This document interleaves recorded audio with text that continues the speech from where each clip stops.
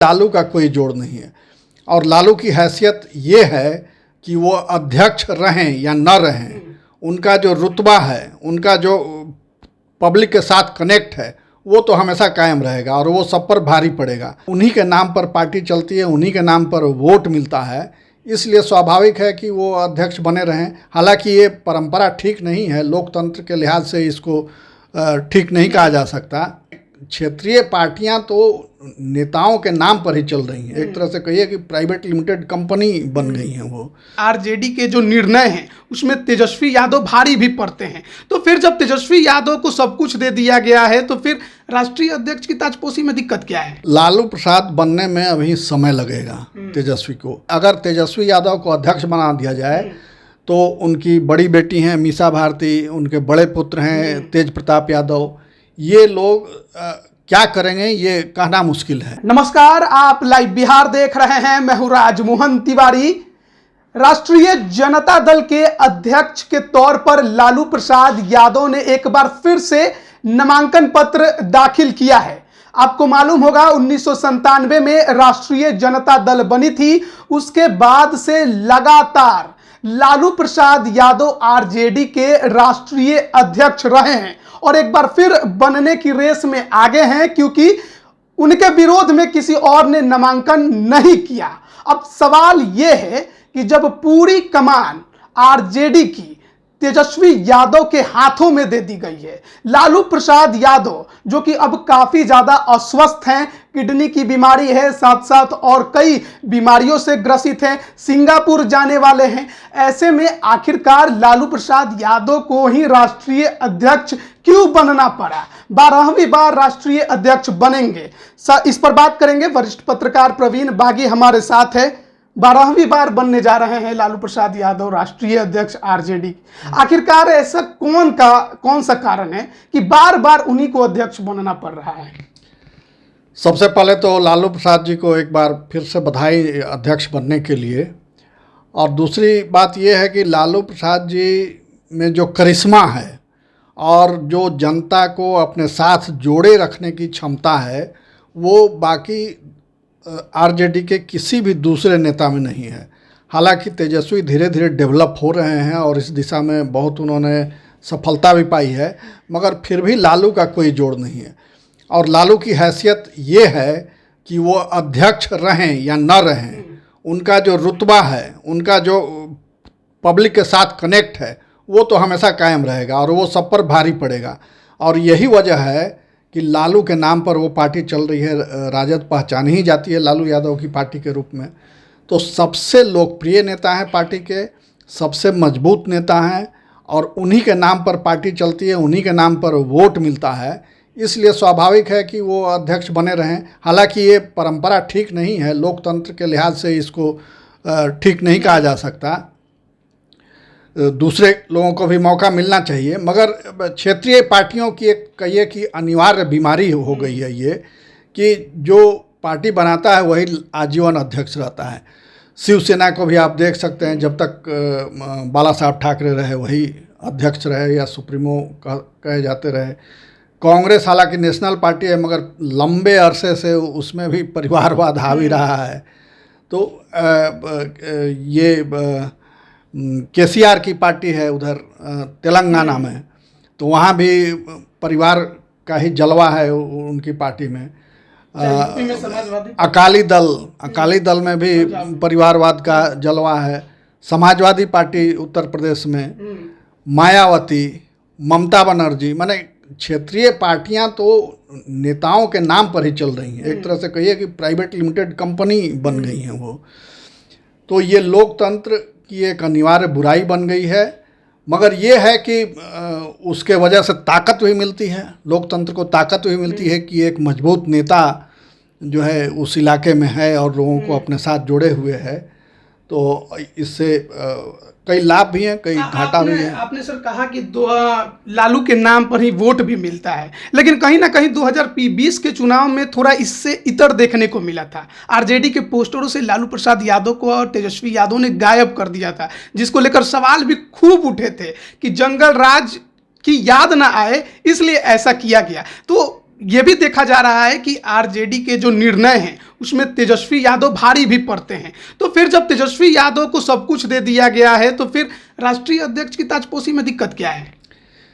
दिक्कत सबसे बड़ा परिवार के अंदर है, पार्टी में कोई दिक्कत नहीं है। पार्टी के नेता तो लालू अगर आज बना दें तेजस्वी यादव को अध्यक्ष, और एक तरह से देखिए तो एक्टिंग अध्यक्ष वही हैं, तेजस्वी यादव ही हैं, काम तो सारा वही कर रहे हैं, चाहे वो संगठन का काम हो या विधानसभा के अंदर नेता का काम हो या मुख्यमंत्री पद के उम्मीदवार दावेदार के रूप में हो, पार्टी ने उन्हीं को प्रोजेक्ट किया है।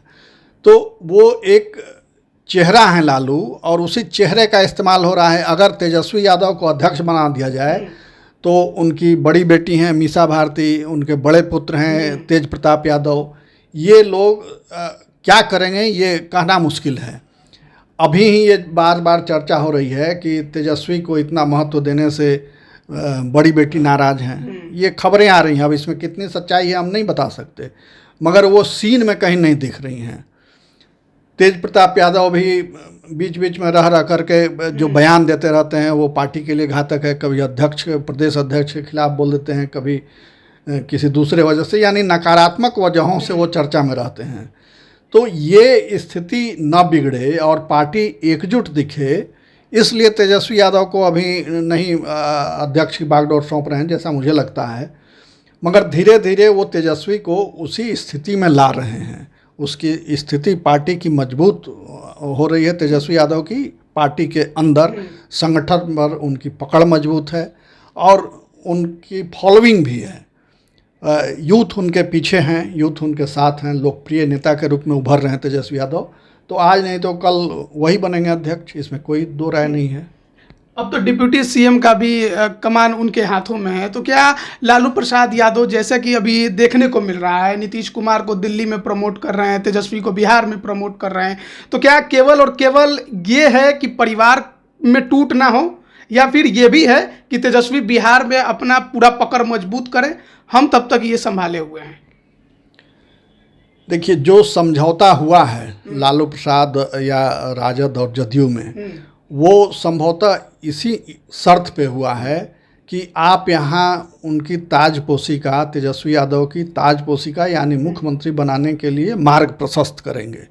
और उस दिशा में आप देखिए नीतीश कुमार चलते हुए दिख भी रहे हैं, क्योंकि अभी कुछ दिन पहले उन्होंने मीडिया से बात करते हुए, साथ में तेजस्वी यादव भी थे, तो उन्होंने तेजस्वी यादव की ओर इशारा करते हुए कहा कि अब तो भविष्य इन्हीं लोगों का है, इन्हीं लोगों को आगे बढ़ाना है, हम लोगों का तो अब विपक्षी एकता के लिए काम करेंगे। यानी साफ साफ उन्होंने कह दिया कि उनके उत्तराधिकारी तेजस्वी यादव होंगे। तो ये अपने बिहार की राजनीति से निकलने का एक रास्ता उन्होंने अपना ढूंढ लिया है कि विपक्षी एकता के नाम पर वो राष्ट्रीय राजनीति में शिफ्ट कर जाएंगे और यहाँ तेजस्वी यादव को बागडोर सौंप देंगे। अभी कल ही की बात है कि वो कार्यक्रम में भी उन्होंने तेजस्वी यादव की मौजूदगी में मुख्यमंत्री कह के संबोधित कर दिया, यानी मुख्यमंत्री वो खुद हैं मगर तेजस्वी यादव को मुख्यमंत्री कह के संबोधित कर रहे हैं। तो ये माने दर्शाता है, मानसिक स्थिति को दर्शाता है। हालांकि ये बोलने में चूक हुई उनसे, मगर मन में कहीं ना कहीं ये बात रहती है, तभी मुंह से निकलती है।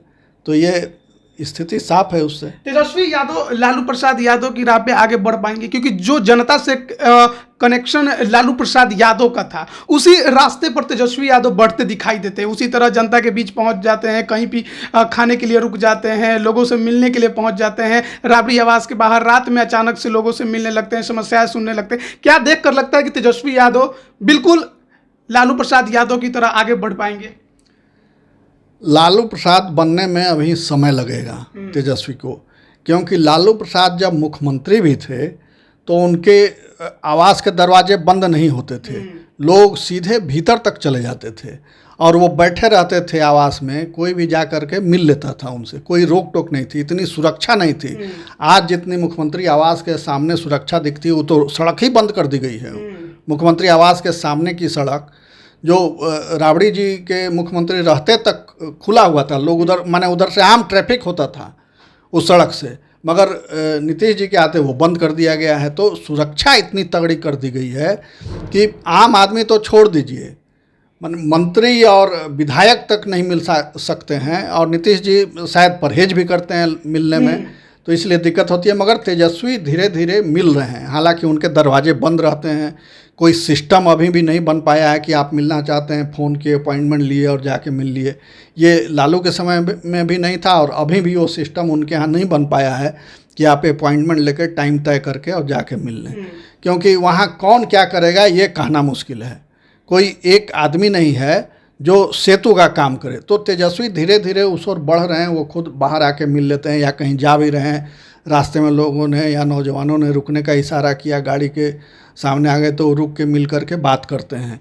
ये लोकतंत्र के लिए एक अच्छी पहल है और इससे नेता को भी ताकत मिलती है और जनता को भी एक संतोष होता है कि हमने अपनी बात कह दी। बात कहने की असल समस्या है, बात सुनने वाला यहाँ कोई नहीं है। कहने को तो लोकतंत्र है इस देश में, मगर तंत्र तक अपनी बात लोग पहुँचा नहीं पाता है। और अगर तेजस्वी इस दिशा में आगे बढ़ रहे हैं कि वो लोगों की बात सुन रहे हैं और उस हिसाब से तंत्र को झकझोरने की कोशिश करते हैं, निर्देश देते हैं, तो ये अच्छी पहल मानी जाएगी। लालू प्रसाद जब राष्ट्रीय अध्यक्ष थे तो MY समीकरण चलता था, अब A to Z की समीकरण पे RJD बात करती है। लेकिन सवाल ये है कि तेजस्वी यादव को और कितना इंतजार करना होगा? 25 के चुनाव तक इंतजार करेंगे या उसके आगे भी करना होगा? कब तक ताजपोशी उनकी राष्ट्रीय अध्यक्ष की हो सकती है? नहीं, हमको लगता है कि अब ज़्यादा समय नहीं है। अगले अध्यक्ष के चुनाव में या हो सकता है उसके पहले भी तेजस्वी को अध्यक्ष बना दिया जाए, या फिर उनकी माताजी अध्यक्ष रहें, ये कार्यकारी अध्यक्ष रहें, ये हो सकता है। तो वो निर्भर इस पर करता है कि परिवार की स्थिति क्या है, परिवार के अंदर कितना एकमत हो पाते हैं लोग, इस पर, उसी पर ये निर्भर करता है। मगर हमको लगता है कि ये राय बन जाएगी और अगले जो अध्यक्ष का चुनाव होगा राजद का, उसमें शायद लालू यादव पद छोड़ दें।